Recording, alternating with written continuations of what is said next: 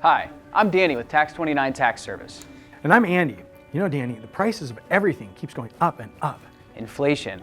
Well, at Tax 29, we said enough. We're keeping our pricing structure the same this year as what we had last tax season. So whether you file in one of our local offices or whether you file with us online at tax29.com, you'll get the same professional tax prep at affordable pricing along with year-round service. For a list of our pricing or to find out more, stop by one of our local offices or visit us at tax29.com. What's the real story? How did all of this come to be?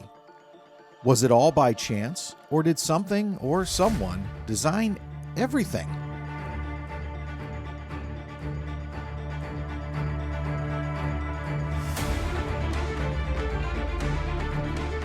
Join us as we learn from our host, William Henry, and discover that the story of the Earth and our universe is really his story.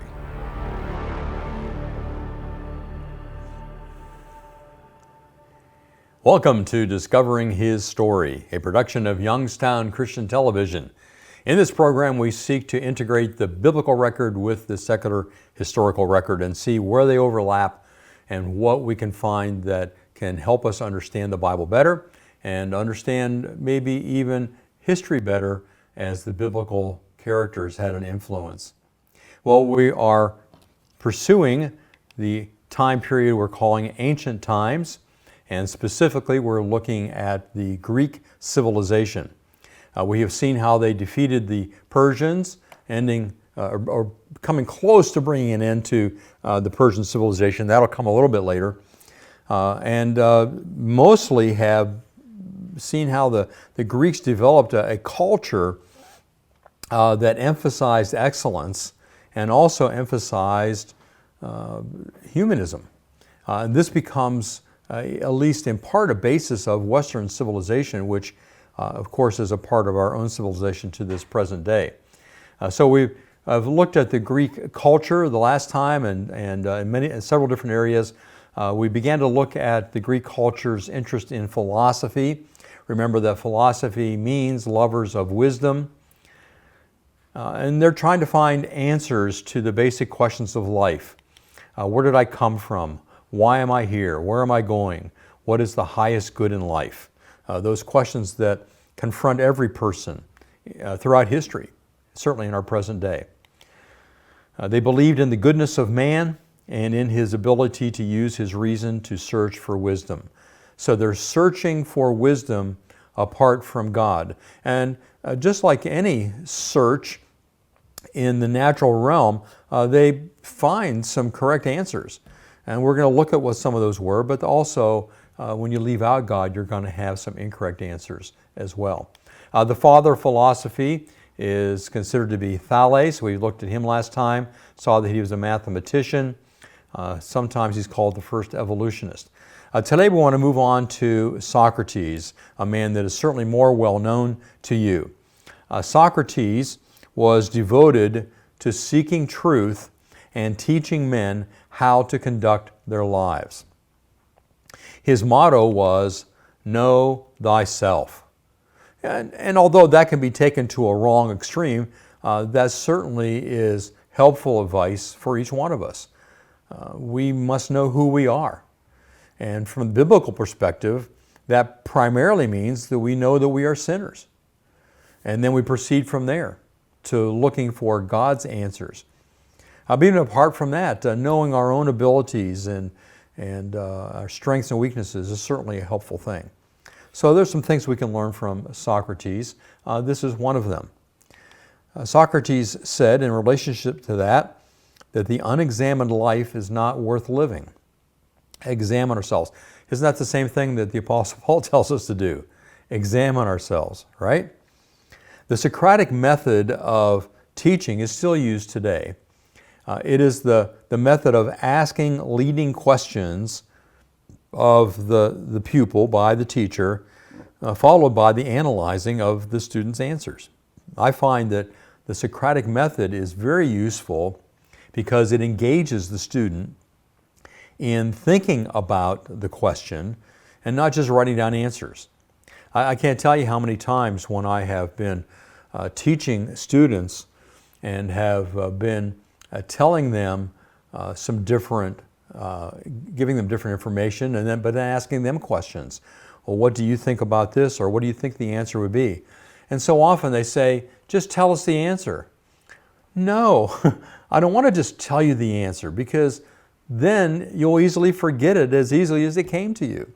I want you to think about the answer. I want you to be engaged in struggling for an answer. And in that way, you'll find it that it'll stay with you much longer. The same thing is true in Bible study. When I'm leading Bible studies, I attempt to get people engaged in the text and to ask questions. I ask them questions and seek to put them in a position where they have to think about what's being said, to think about what a word means and what it is in relationship to another word, or what it is that the Apostle Paul or Jesus is saying here.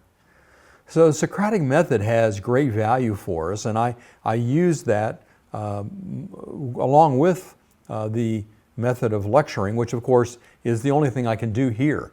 I can't ask you questions and have you respond to them. So lecture is what we have when we're looking at something online. But the Socratic method, I would submit to you, is a very effective means of instructing, as long as the teacher does know the answer and is able to move or maneuver students to that answer. Well, let's go on with Socrates. He believed that truth can be attained through human reason. And there is a certain point to which human reason can take us, but of course we need godly reason to understand total truth. Socrates believed that virtue is knowledge. He believed that ignorance produces evil, and thus reason is the best guide to good behavior. Well, ultimately, Socrates was accused of corrupting the youth of Athens. He was accused of trying to get them to reject the gods of Athens, and so he was condemned to death. Here's the famous painting of Socrates taking the cup of hemlock, which is poisonous, and drinking that to his death. Now, one of the things that most people don't know is that Socrates had invented video recording. And we have actually a video recording of his dying scene. You'll see it here.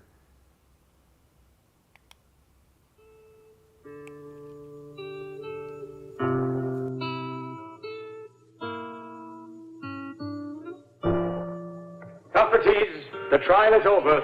Here's your hemlock. Ah, thank you.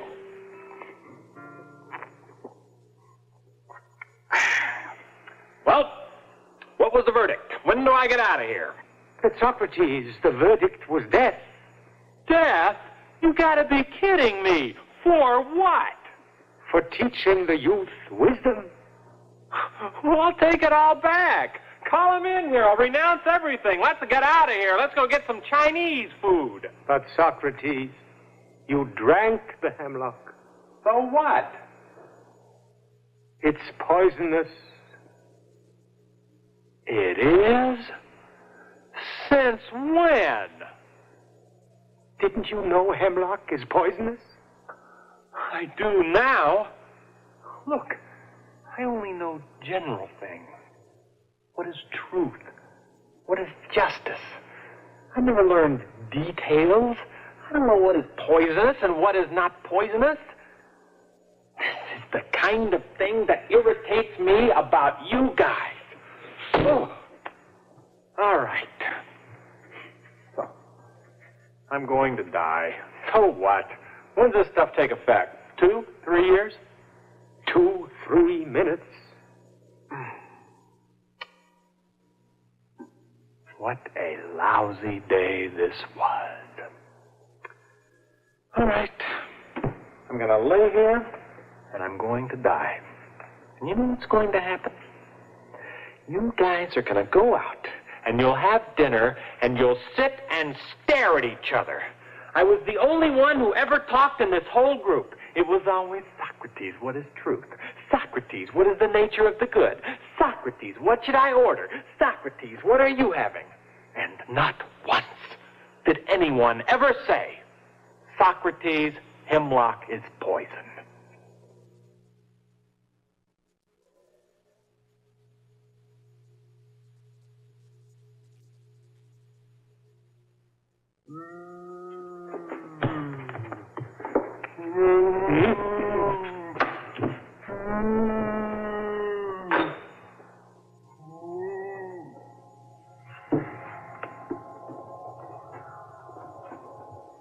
Hey, Plato, how do you do that? What? Make your body like rubber.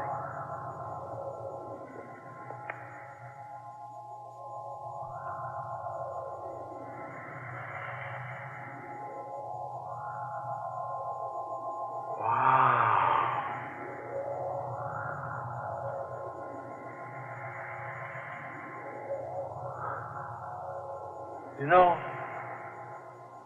I could eat 1,000 chocolate chip cookies right now.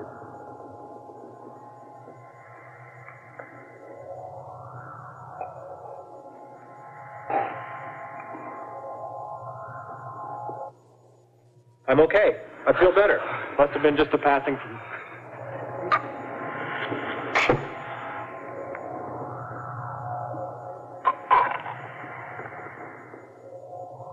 Plato, come to me. Yes, master.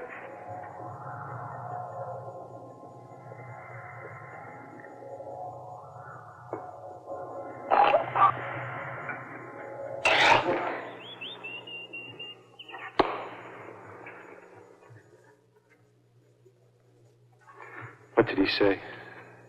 He said, "Come, Mr. Tallyman, tally me banana. Daylight come, and me wanna go home."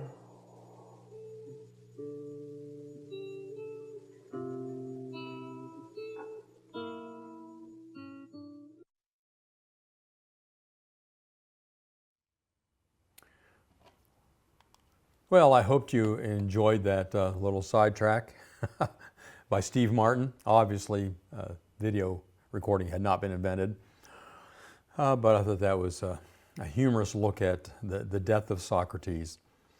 Well, there was someone to take his place. The most famous pupil of Socrates was Plato. His influence comes down to our present day as well, although his ideas are a little bit complicated, so we want to at least give a run at it. He established a school of philosophy and science in Athens called the Academy. He authored a book called The Republic, which was a plan for an ideal society and government, in which he argued that too much liberty and freedom without restraint often leads to anarchy. He talked about the true reality, the nature of true reality.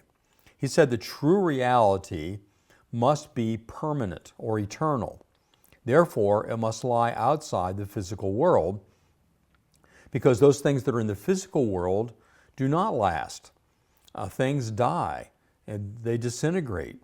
And so his argument was the true reality, in order for what we see to be real, there must be a true reality that's behind it. And that true reality must not be in the physical world, but in the non-physical world. So he said that the things on earth are mere shadows or imperfect reflections of their eternal counterparts or forms in the unseen realm of eternity. In the 7th book of the Republic, the Greek philosopher Plato discusses our situation of the understanding of the world.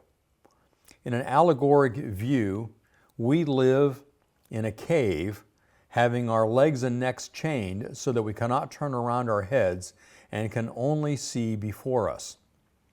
Above and behind us is a fire blazing at a distance. And between the fire and us, there is a raised way.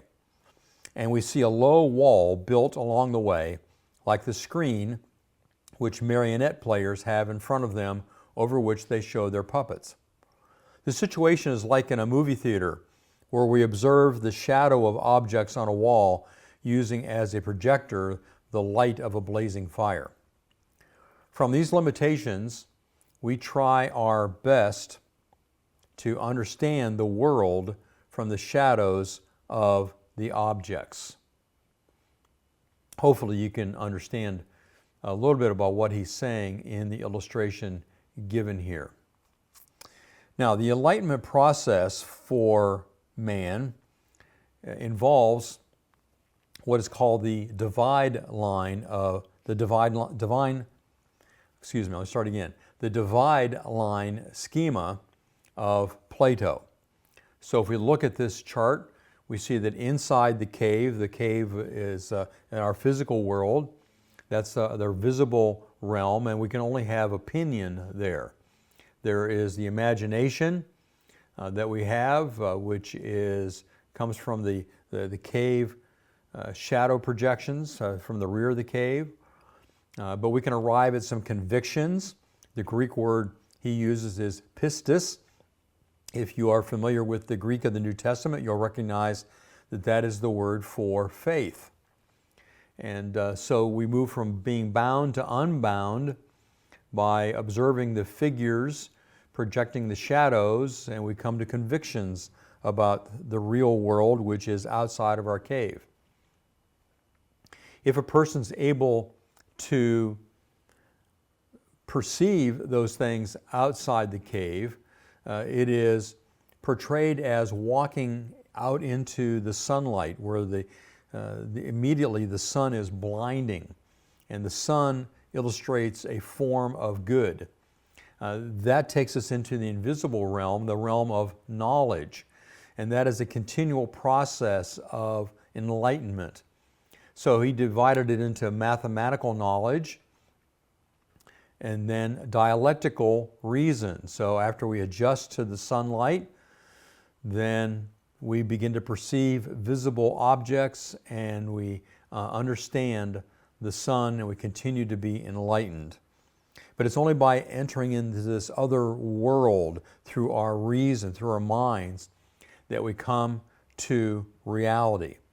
And he says we should not forget the return to the cave at the end to tell the others in the cave what the reality is, even if the danger is that they, as Plato probably used an allegory for Socrates, not only refuse to believe you, but even kill you.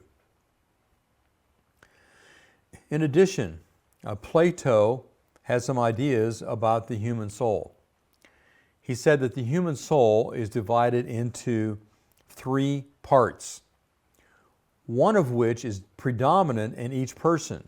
So all human souls have all three parts, but each of us has one part which is dominant in each one of us. And he believed that the state, the government, would function best if each person was given a role in society in accordance with his predominant characteristic. All right, so the three parts. First is desire. And he said the majority of people have this as their predominant part of their soul, desire. These are the producers, whose key virtue needs to be temperance. So these are the workers. They desire things. They desire work. They desire to produce. And so that's what they should be doing.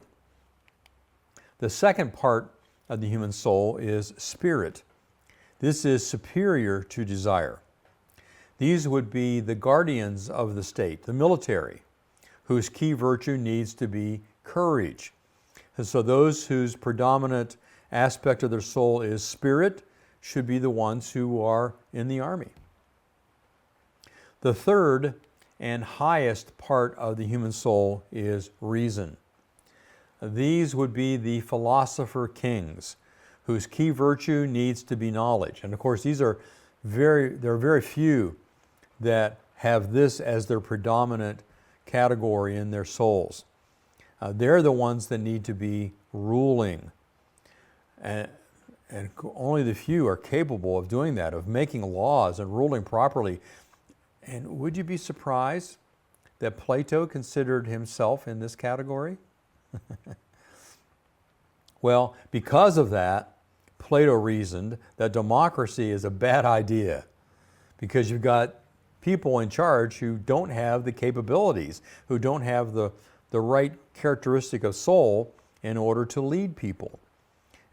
Democracy only leads to mob rule, which is very inefficient. So that's Plato. And I hope that that gives you a little bit of an understanding of what his thoughts were. And particularly his ideas concerning what is true reality. Because there aren't many that embrace his concept of the human soul, but there are a lot of people down through history that embrace at least some aspects of his ideas of true reality, of being in the non-physical world.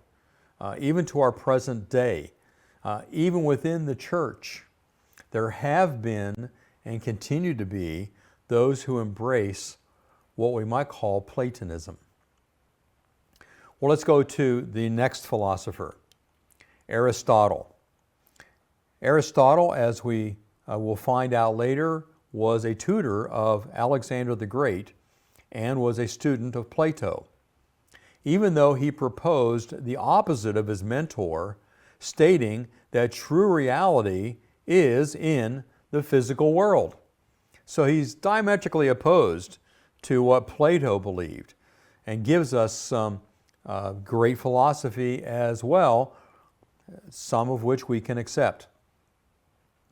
This perspective of being that the reality is in the physical world allows us to honor him a bit anachronistically as father of the scientific method, because that is looking at the physical world.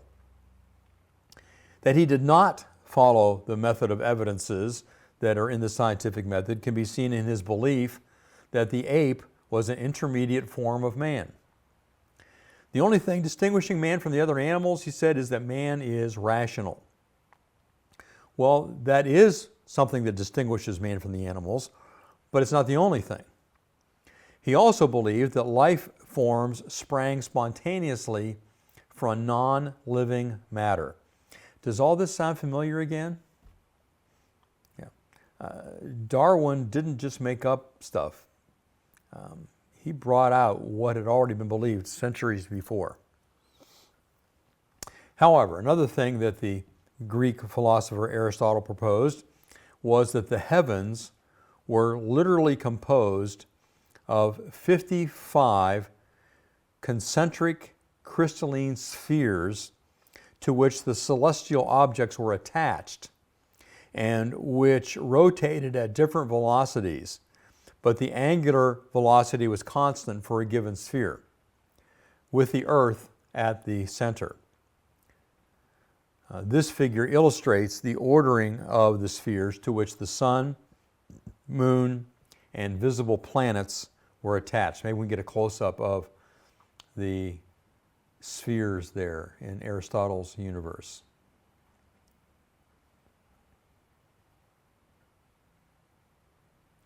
You can see it a little bit better there. Now, his works on logic were contained in a book called Argonon. Aristotle believed that everything is subject to change. As Heraclitus, who lived from around 540 to around 480 BC, said, "You never step into the same river twice." Let's go back out now to see this quote from Heraclitus. We don't have the quote, but we have the idea that is proposed in that, and that is that change is caused by something leading to a chain of causers stretching back to something that caused motion, but remains unmoved itself. So as Heraclitus says, you never step in the same river twice because that river is always flowing. There are always change taking place. And change has to go back to an original, unchanged changer. Therefore, there must be a prime mover or unmoved mover, a cause which actualizes the potential and everything else. This cause of the universe must be God. And so this has come to be an argument that we use in modern apologetics, that when you look around at everything, something had to have caused it. And in order for there to be a cause, when you go back to the beginning, because you keep asking what caused that, eventually you come to the point where you have to have an uncaused causer or an unmoved prime mover. And so philosophically, we can argue back to the existence of God. Aristotle believed that the world is made up of 4 elements: fire, air, water, and earth. Each has its natural place. Well, I guess the group earth, wind, and fire apparently lacked water. Aristotle is given credit for developing what we call the syllogism, a 3-step process of thinking. Now, I hesitate to say he invented syllogism because we find that kind of logic and reasoning being used previous to him, but he's the one that put it down logically and gave it a name, a syllogism.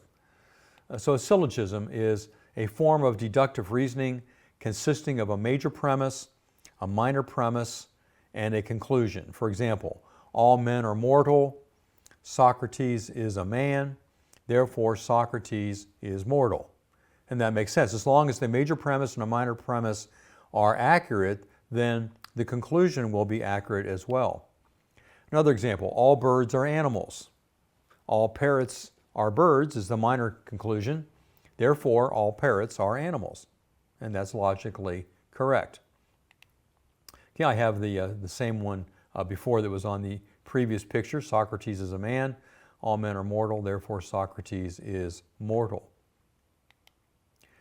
We find syllogisms in use all over the place. We even find syllogisms in the Bible if you look carefully. Now, if we contrast Plato and Aristotle, we've already said they believed in opposite things. Here's a picture from School of Athens by Raphael, in which we see Plato pointing up with his finger, indicating that his belief in what is true reality is otherworldly. It's not in this physical world. Aristotle, however, has his hand spread, looking at the material universe and pointing out that the reality can only be known by studying the material universe. And so Platonism and Aristotelianism are quite opposites in their understanding of the study of ontology. Ontology means the study of what is real, the real world. Is the real world only what's outside of our material universe?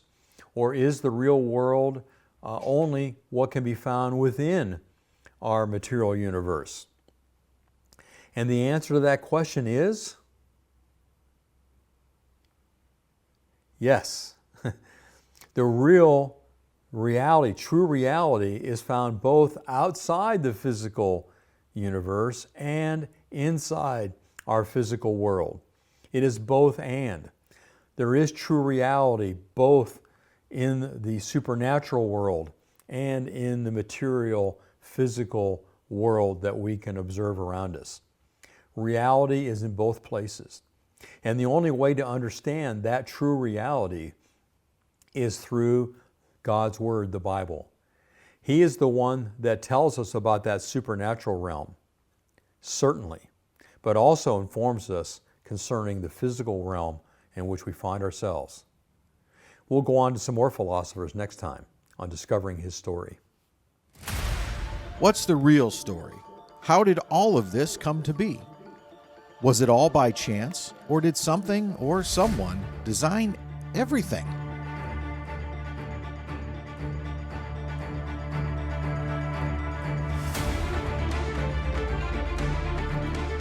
Join us as we learn from our host, William Henry, and discover that the story of the earth and our universe is really his story.